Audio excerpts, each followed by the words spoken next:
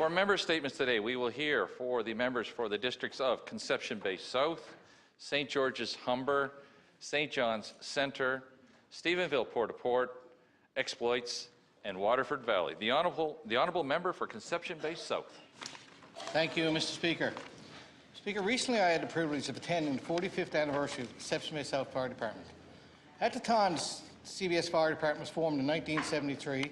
It was totally a volunteer service. Over the years, the department continued to expand and has become a composite service operating with a combination of career and volunteer firefighters.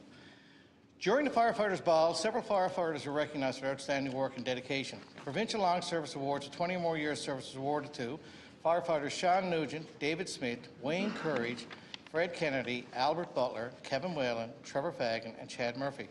In addition to the Firefighters' Ball, the department also unveiled a newly redesigned Vincent H. Fowler Memorial Wall at Station 1.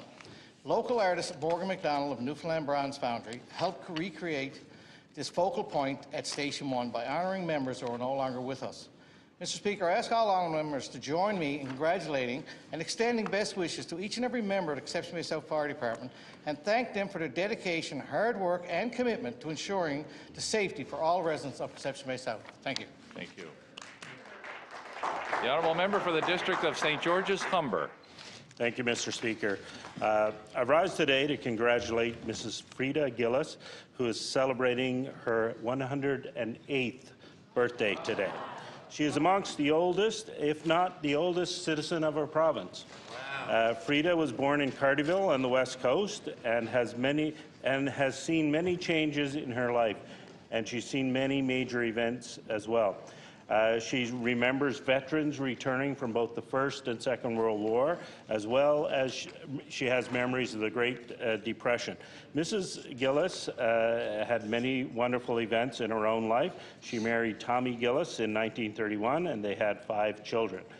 They lived in Highlands, where they owned their own farm and made and grew everything they required. In the 1950s, her and her husband started a business which employed many people in the area to supply pulpwood to the Bowwaters Mill in Corner Brook. Frida carried out all the administrative work with the business. Mrs. Frida Gillis is still very active. She cooks, knits, does crossword puzzles, and reads the newspaper to follow what we're doing here in the House of Assembly. I ask all members of the House to join with me in wishing Mrs. Frida Gillis a very happy 108th birthday. Thank you.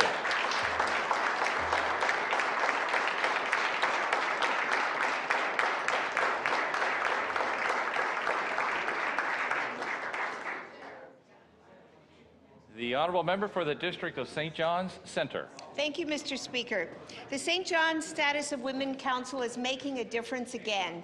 This time, it's their Domestic Violence at Work Survey project, a critically important survey on the impact of domestic violence on workers and workplaces in Newfoundland and Labrador. Their theme is "What We Don't Know Is Hurting Us." They received a much-coveted grant to allow them to partner with University of Western Ontario's Centre for Research and Education on Violence Against Women and Children. This is very innovative and groundbreaking work and makes them leaders in this country on this issue. Already, thousands have made their voices heard as staff travel the province to engage women and community groups. All workers over the age of 15 are invited to respond to the survey. The survey is online at sjwomencentre.ca until January 2019. Bravo to Jenny Wright and her amazing team of fierce feminists and good work. Thank you, Mr. Speaker. Thank you. The honourable member for the district of Stephenville-Port. Here, here. Thank you, Mr. Speaker. Today is International Volunteer Day. Newfoundlanders and Labradorians, as we know, are community-minded and filled with pride. Each year, over 200,000 people within our province volunteer. I stand today to recognize and congratulate one absolutely incredible volunteer from Kippens. Rosie Ryan has been a volunteer coach to hundreds of young athletes across the province for the past 35 years. In fact, 10 years ago, she co-founded the Bay St. George Special Olympics chapter. Over the last decade, she has taken our Special Olympians all across the province and country. Last Thursday night in Toronto, she was acknowledged for her remarkable dedication and contribution to the Special Olympics community and was formally recognized as the 2018 Special Olympics Canada Female Coach of the Year. I've known Rosie since childhood, and having had her as a coach, I can attest to the inspiration, sportsmanship, and passion she has instilled in young athletes and in the Special Olympics Newfoundland and Labrador organization. We look forward to hearing more about her upcoming travels to Abu Dhabi as she's an associate coach with Team Canada at the 2019 Special Olympics World Summer Games. I ask all honourable members to join me in congratulating Rosie on this prestigious achievement and award. Thank you. Thank you. The honourable member for the District of Exploits. Thank you, Mr. Speaker. I rise today in this honourable House to recognise the recent induction of 4 Grand Falls Windsor natives into the Newfoundland and Labrador Baseball Hall of Fame. Rob Finn competed at the National Championships with his Dartmouth, Nova Scotia team, currently residing in Halifax. Rob won many awards as an outstanding pitcher and was a member of the Newfoundland Terra Novas.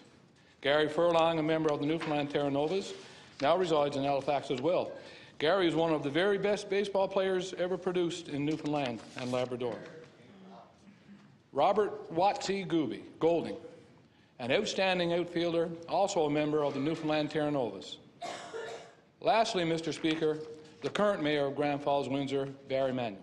Barry was a star athlete who excelled at multiple sports, but was brilliant on the baseball field. Barry has coached on many levels and continues to do so with the Grand Falls Windsor Minor Baseball Association. Mr. Speaker, I ask that all honourable members join with me in congratulating these 4 exceptional baseball players and gentlemen, Rob Finn, Gary Furlong, Robert Golding, and Barry Manuel, on their induction into the Newfoundland and Labrador Baseball Hall of Fame. Thank you. The honourable member for the District of Waterford Valley, who will seek consent before he speaks. Yes, I'm looking to present a statement by leave of the House. Thank you. Please proceed. Thank you, Mr. Speaker. Today I pay homage to Hal Barrett, who passed peacefully away on Tuesday, December 4th. Mr. Barrett served as MHA for the constituents of St. John's West for 3 consecutive terms, from June of 1979 to April of 1989. After serving as parliamentary assistant to the Premier in 1984, Mr. Barrett was named to Cabinet in 1985, accepting a number of different portfolios, including Minister of Finance and Minister of Development. Before entering politics, Hal worked as an RCMP officer. He then transitioned into the insurance business, where he spent decades employed in many different executive roles, including manager of Adjusters and Appraisers Limited, managing director of RC Anthony Insurance, partner at Barwood Insurance Limited, and former president of Crosby Reed Stenhouse Limited. Hal was also very generous with his personal time and served his community in many different capacities, including former chairman of the Newfoundland Dockyard Association, regional director and commissioner of the Boy Scouts Canada, past Commodore of the Newfoundland Yacht Club, past Commodore of the Newfoundland and Labrador Sailing Association, and past Commodore of the Newfoundland Cruising Club. Thank you, Mr. Speaker, for allowing me to pass on condolences to the family of Mr. Hal Barrett and to celebrate his life. Thank you.